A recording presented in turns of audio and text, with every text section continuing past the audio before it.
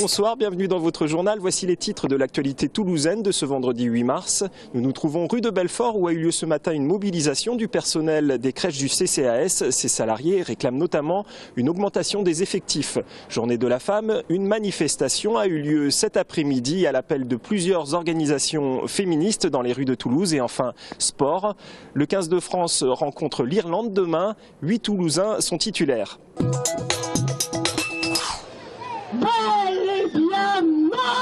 8 mars, journée internationale de lutte pour le droit des femmes.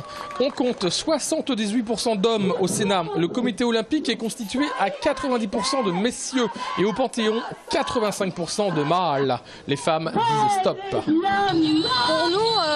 il y a notamment la question salariale, mais également le harcèlement sexuel qui continue à perdurer, les viols qui sont toutes les 7 minutes en France encore, et toutes les questions qui peuvent exister, économiques et sociales, sur les retraites, sur les engagements de nos partis qui ne répondent pas aux réalités.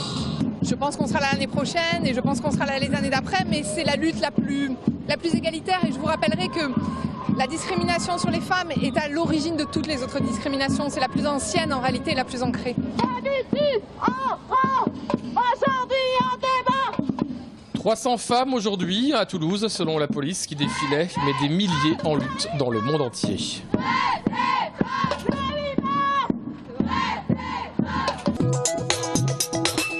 Le drapeau de la colère est venu perturber l'horizon dégagé de la croissance aéronautique ce matin à Colomiers. Une partie des 600 salariés de Kuehne+Nagel Aerospace Industries, le sous-traitant numéro 1 de la logistique d'Airbus, protestent contre leurs conditions salariales. Ils dénoncent l'attitude de leur direction qui propose des augmentations inacceptables à leurs yeux. Les salaires, il faut savoir que la majorité des salariés sont en dessous des 1500 €. Donc ça va représenter dans les 20 € d'augmentation par mois. Donc les salariés souhaitent un peu plus, bien entendu, et surtout qu'il y a énormément de pression. Les volumes ont augmenté de 1000 colis par jour, on nous demande d'en traiter jusqu'à 2500. Les salariés de l'entreprise demandent 100 € net d'augmentation pour les salaires inférieurs à 2500 € et 2% de plus au-delà. En 2012, le bénéfice du groupe Kuehne+Nagel s'élève à 401 millions d'euros, en baisse toutefois de 18,6% par rapport à 2011. Contacté, la société suisse n'a pas souhaité nous livrer sa version des faits. N'ayant pas obtenu d'avancée dans les négociations, les salariés reconduisent la grève lundi dès 7 h. Votre pouvoir d'achat, hip hip hip. Une partie du personnel des crèches du centre communal d'action sociale en grève aujourd'hui. Une vingtaine d'auxiliaires de puériculture se sont réunis devant le siège de l'institution ce matin. Elles dénoncent des conditions de travail de plus en plus difficiles, liées notamment au manque de personnel. Normalement, en crèche, le taux d'encadrement est d'un adulte pour 8 enfants qui marchent ou pour 5 qui ne marchent pas. Ce taux n'est pas respecté, pourquoi ?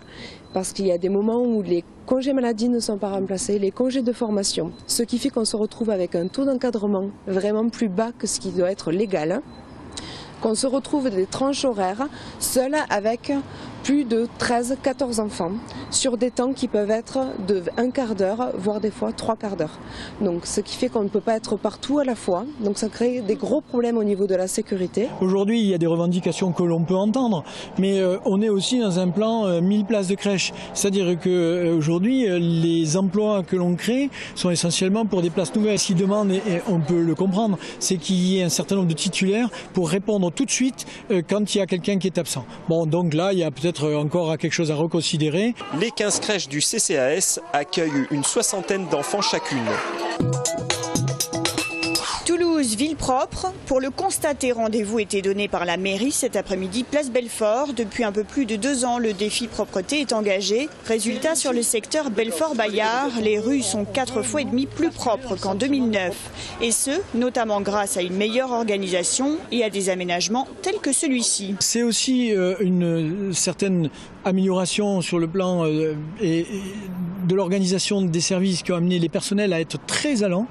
C'est eux qui ont accepté sur la base du volontariat de faire des équipes par exemple 7 jours sur 7, de travailler pour certaines équipes le soir et donc d'être vraiment quand la salle, la cité a du monde et qu'elle a vraiment, je dirais, l'occasion de se salir parce que vous pouvez nettoyer tous les matins et le soir être immonde. Pour les sanctions, plus de 1000 personnes ont été verbalisées en 2012 du côté des commerçants. Si l'aspect propreté de la place Belfort est indéniable, il persiste quelques problèmes. C'est des sans domicile fixe, c'est embêtant parce que quand ils ont bu, ils agressent les passants. Donc pour les commerces du quartier, c'est quand même embêtant. C'est quand même embêtant parce que un certain nombre de personnes nous le disent. Ah, on ne veut plus passer sur la place Belfort. Et ça s'arrange pas. Et ça s'est pas arrangé. Il y a un léger mieux. En outre, 1314 agents ont été dotés d'un PDA, outil permettant de constater n'importe quelle dégradation et d'informer le service concerné. En 2012, 11 161 signalements ont été enregistrés via cet outil. Football en déplacement à Brest ce week-end, le TFC n'a d'autre choix que d'obtenir les 3 points de la victoire si l'équipe veut se rapprocher du maintien. En effet, les Violets font du surplace depuis maintenant 6 journées. Il faut remonter au 19 janvier dernier pour retrouver trace du dernier succès des joueurs d'Alain Casanova. Depuis, ce sont 4 matchs nuls et 2 défaites qui sont venues plomber le moral des Toulousains.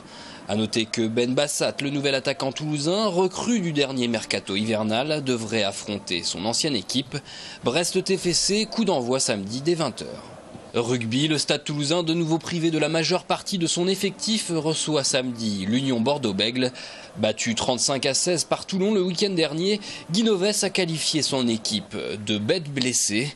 3e du top 14, les Rouges et Noirs vivent en effet une période délicate, marquée par le tournoi Destination.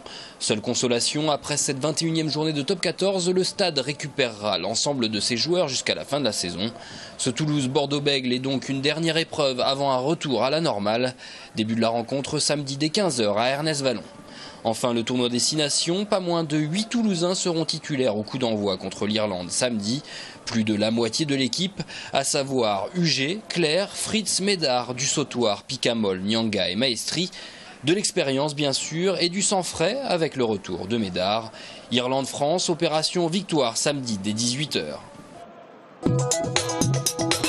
Ludivine Sagné et Nicolas Bedos sont à l'affiche du nouveau film d'Alexandre Castagnetti, Amour et Turbulence, une comédie romantique moderne. On a envie de voir une histoire d'amour complexe qui finit par se résoudre.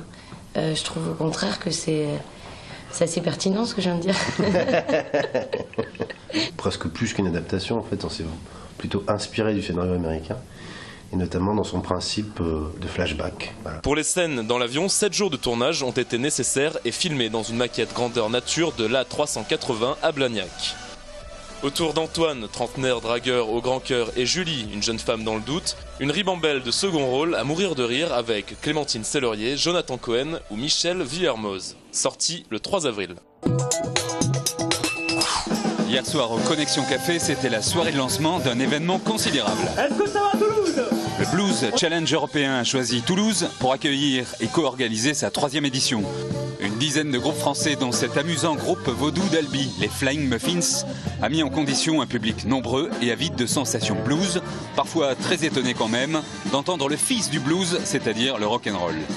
Le Blues Challenge proprement dit a lieu ce week-end au Bikini. 20 groupes de 20 pays s'affrontent pour le trophée de meilleur groupe européen de l'année.